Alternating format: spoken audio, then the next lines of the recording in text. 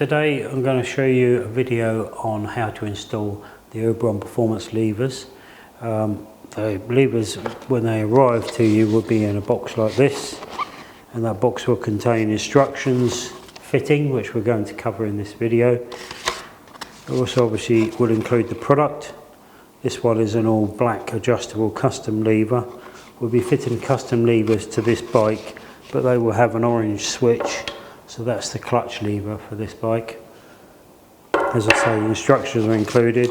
Also, you'll notice on this table here we have various tools. I should talk about those as we go through the installation, but you don't need a lot of tools. It's basically these ones here. Okay, but I will mention those and will also detail them at some point in the video. So we're going to start off doing the brake lever first.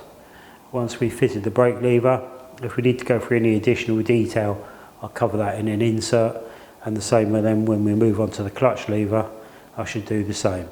So all the products that you'll see on various videos that we do are products that are designed and manufactured by Oberon Performance here in the UK in our own factories, and it's products such as mirrors, adjustable levers, we do foot pegs, we do fuel caps, we do many products, all which are on our website, oberon-performance.co.uk, and what I'll do is I'll insert the details of the website should you want to visit.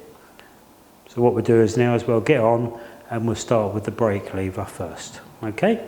Right, so having repositioned the camera so that you can see this side of the bike, we're going to go through removing the original Harley lever and replacing it with the Oberon Performance adjustable lever. As I say, this one here has got an orange switch on it. Both sides are going to have the same, and you have the option to choose from a range of colours, whether it be the blade itself or the switch. But first of all, we'll go through removing the lever, which does require us with a T25 to release this cover. This is very advisable to do, because what it does is it gives you access to the micro switch so that you can view it and just make sure that when you're putting the lever in, you're locating the lever properly and not causing possible damage to the switch. In actual fact, what we do is we just turn the bike on, just so that we can see that at the moment the brake light switch is working as it should. So when you bring the brake lever in, the brake light's on. When you let go, it goes off. So we're expecting that to be obviously exactly the same after we've installed the adjustable lever from Oberon.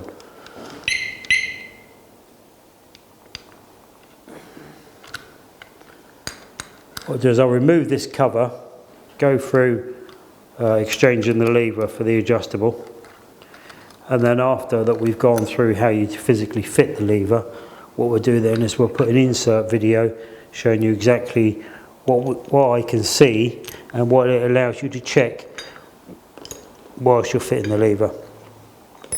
So that was a T25, got a flat screwdriver and a 10mm spanner. That's because on this particular bike, the XL1200 for 2017, it has a pin which has got a thread on it and a nut on the bottom. So first of all, we remove the nut, which is a lock nut, because the actual pin is also screwed into the original perch of the bike. So we remove the nut. That allows us with our screwdriver to take the pin out.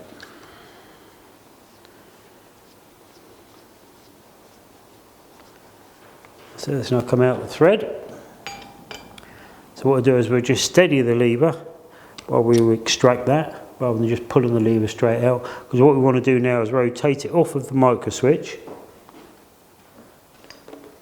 and then looking in here, which I'll show you in the insert, we can then withdraw the lever, and we know that we've not caused any damage to the micro switch. On some of these cast items, you can have a sharp edge sometimes, and if you just pull it straight out, then you can just shave a little bit of rubber off the switch, and then it doesn't quite activate correctly. Unfortunately, the switches aren't available as a replacement item. You have to buy the cluster. You want to avoid that. So pop that there. This particular lever is pretty much a swap over. A lot of them have either sleeves in them or anti-rattle shims. This particular bike doesn't, so we don't need to concern ourselves with that. What we can do now is we can just feel in there, feel the micro switcher now is activated, and make sure that the back of this is what activates the micro switch, and the front of that bump there is what pushes the plunger. So we're going to get this round on that angle just as we took it out. We're going to slide it in front of the micro switch, and then we're going to bring it up to line up with the pinhole, near enough for now, and pick up our pivot pin again, and just make sure that we get that lined up and pushed in down to the thread. It takes a little bit of wiggling, but there you go. So that's now ready to be screwed in, which we'll do with a screwdriver.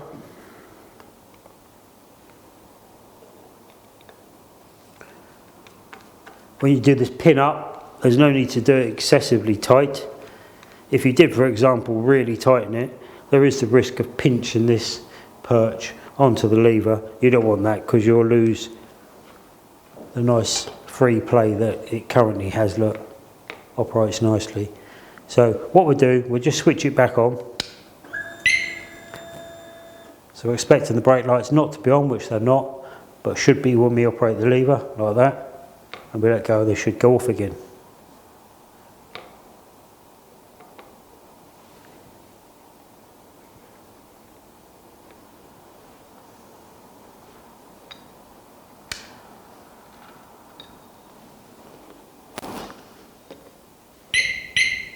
I'll pop the cover back on. Just get it all back in the right place so it actually does all work correctly. I will be going through in an insert video showing you the inside of that, so that you can just check that where the micro switch is, and to alleviate any damage that if you left this cover on, just pulled the lever out without knowing of any possible issues, you could end up damaging the micro switch. So we'll just nip that back up, making sure that it's located properly. Pop the ignition back on. That's working lovely. Okay, you'll soon know if you've damaged it, because what will happen is you'll let go of the lever and the lights will remain on, which means that a little bit of the switch has been damaged. If that happens, it's not completely the end of the world, because what you can do is then fix a little slither of plastic to the activation point of the micro switch, which I showed you on the back of that fitting, which is just there. But if you do it like this, with the cover loosened, you shouldn't be able to cause any damage to it. So what I'll do now is I'll remove that cover again, and then I'll reset the camera up so you can see in there to get an idea of what it was I was referring to with the micro switch. So I'll just do that now.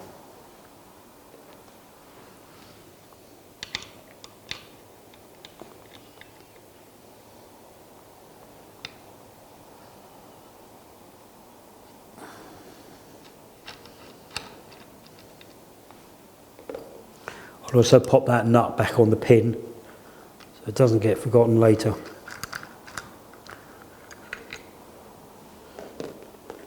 So that's the nut with the 10mm spanner.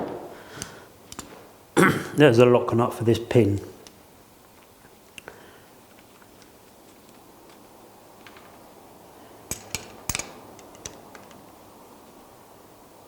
Whether you want to put Loctite on that nut is entirely up to you. Personally, I don't.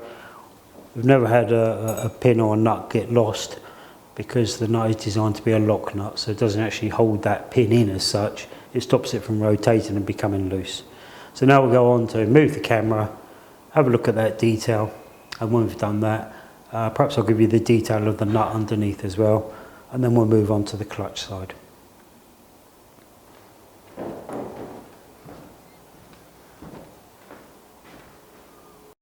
We can see that little white block there, you can see that, and when I move the lever, you'll see that that little white block moves, and that is what is being let go and pushed back by that back of that lever detail we showed you, which if I just get the lever and put it next to this, you'll be able to see the shape there, which goes around this way and so this back part here is what's operating that rubber piece at the end of that white bit of plastic. And by having removed this cover, which is now let the whole thing be a little bit loose, and the fact that you have the lever out of the way where you withdraw it, first of all make sure you don't damage it on the way out, and allows you with the lever canked around so that you can get it back in front of that marker switch. So that's that bit of detail. What I'll do now is I'll put that cover back on, I'll reposition the cover, the camera, and then I'll show you the underside of the pivot pin, which is here where the 10mm nut is.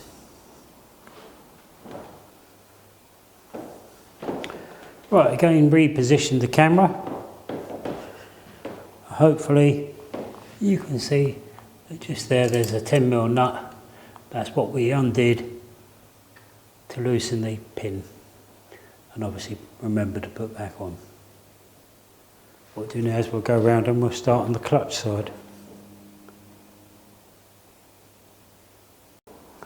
Right, so we've repositioned the camera, and now we can see the clutch lever, which as of yet hasn't been changed.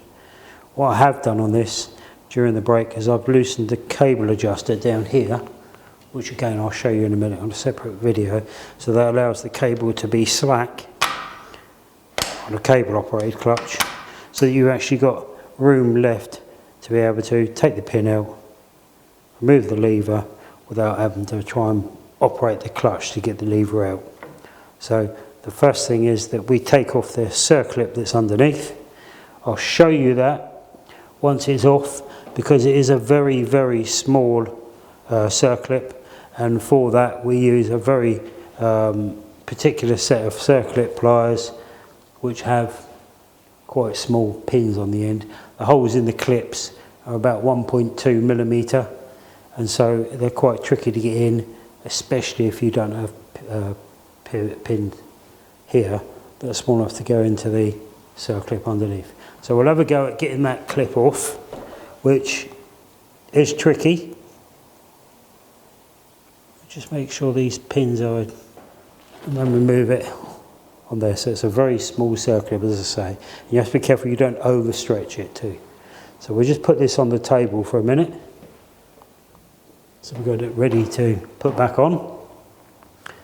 If you drop that circlip, it's quite difficult to find, especially if you're in the usual workshop where you've got loads of stuff around. So it might be worth, in that situation, putting down a white cloth just in case you do drop it. So now that we've got that clip off, the difference at this side, which is more common, is it's a pivot pin with a very small groove in it that you probably can't see, and that circlip obviously grips that groove and stops that pin popping out. So the pin's out, and now we're going to remove the cable. As I said, I've closed up the adjuster so that we've got free play here, which means that what I'll be able to do is pull the lever, the cable back and out of the housing like that. That allows us to then pull the lever out of the housing.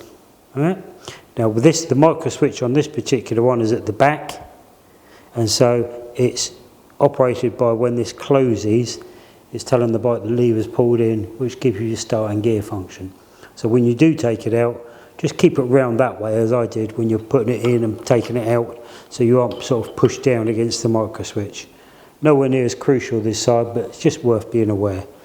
This particular one has got a plastic pin that goes through the cable, so we'll keep that for putting back in.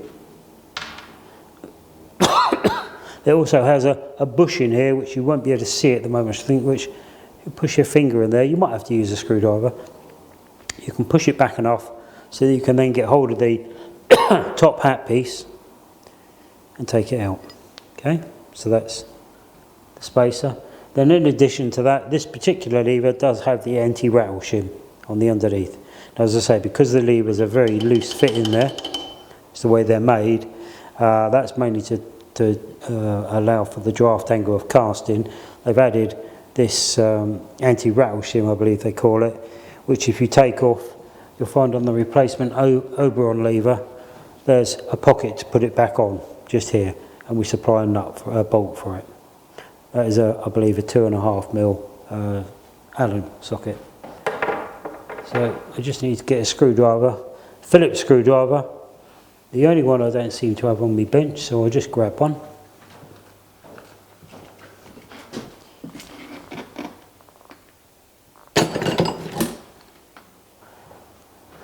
And it's just a matter of undoing that screw.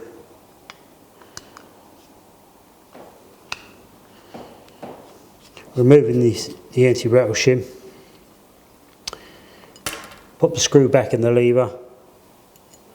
Should you ever want to refit these levers, perhaps you sell the bike and want to use the levers on another model, they do fit a range of models, so you might be fortunate in that. And then obviously remove the screw from the Oberon fitting with the Allen key. Pop the anti-rattle shim back in. So it's facing that way. There's a little cutout in the lever that you probably can't see because it's quite slight, but that clips in and locates itself. And then you simply put the screw back in.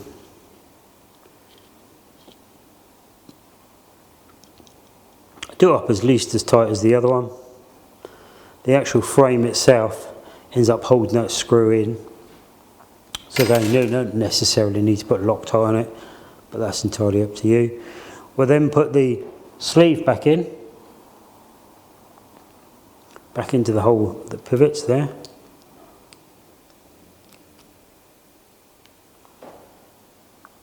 I'm going to add a tiny bit of grease,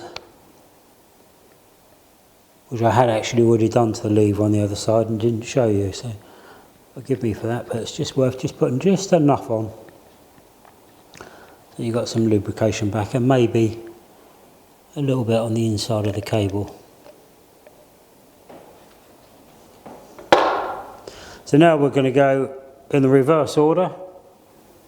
We're going to put the cable back into the lever, so in this slot. I'm going to put this plastic pin back in, which is actually really quite greasy, so I haven't put any extra on that. And now we're going to feed that back in. So you just got to be careful this plastic thing doesn't drop out. So we feed that in there, keeping it away from the micro switch. We've got the slack on the cable which we pull back in that groove, pop the cable round, push it back in there, drop the pivot pin in, and now put our tricky little circlip back, which is still on the circlip pliers.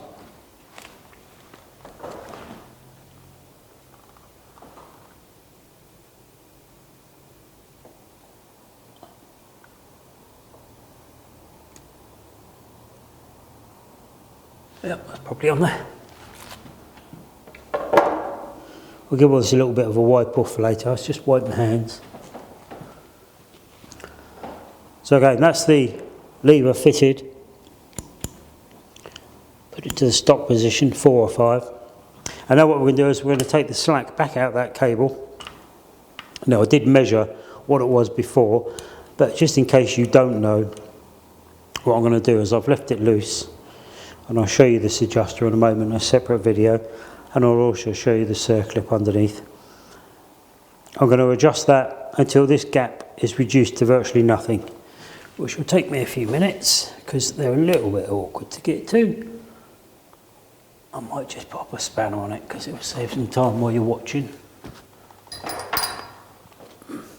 So we've got a 12 and a 1/2 inch and 9/16 of an inch. So the 9/16 fits the. Oh, that's the undoing the lock nut. I should show you in a minute. And the 1/2 inch is what actually turns the adjuster. So while I'm doing this, you might see the lever pulling closed.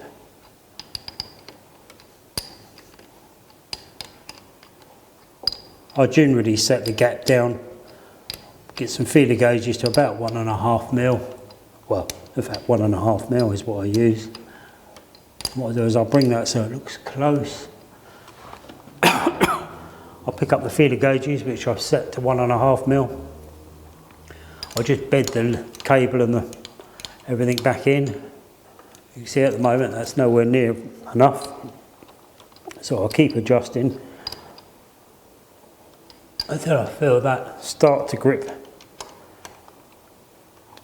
on the feeler gauges.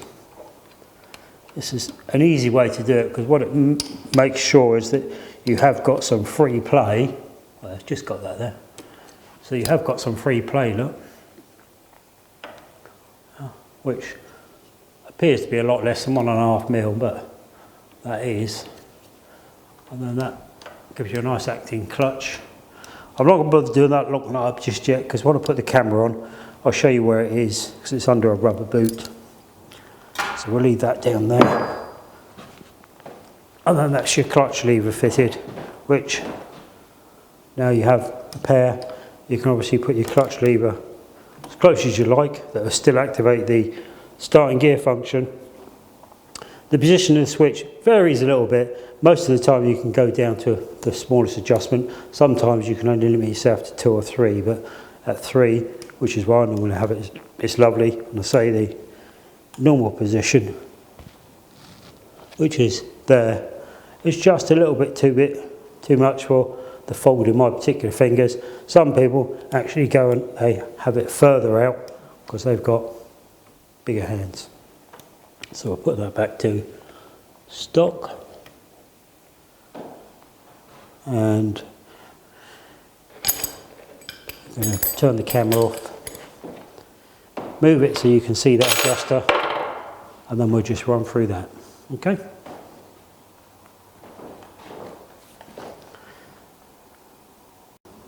Right, so I've moved the camera again, and that is so that we can look at this here. I've already pulled this rubber boot off earlier, which is what normally covers it up down to here. I had loosened that right down to give me the free play at the top, and as you saw with feeler gauges, I adjusted that so we had a small gap so we weren't riding the clutch. Now I'm going to run the adjuster nut back down to where the cable should be for the proper adjustment.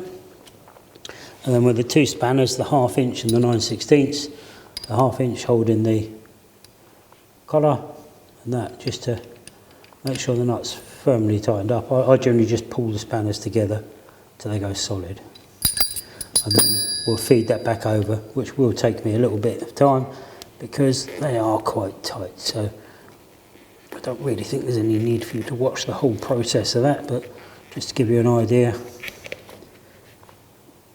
Actually, it's going to go on easier than others I've done. Famous last words. I should get a little bit of grease and oil on that and flick it down to cover that all the way down. And then also, while we're here, what I should do is I'll move the camera so that we can see the circlip underneath it. I think that's the whole process. Should you have any comments or questions, then please send them on to us.